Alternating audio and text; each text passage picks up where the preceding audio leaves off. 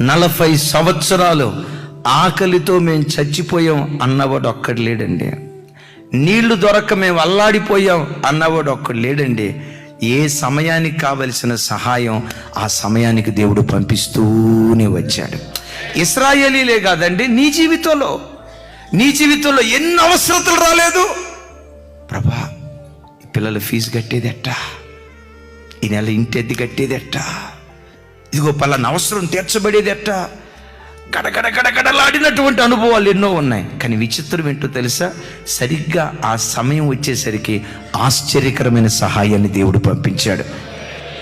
ఎందుకు వీటన్నిటిని పదే పదే జ్ఞాపకం తెచ్చుకోవాలో తెలుసా?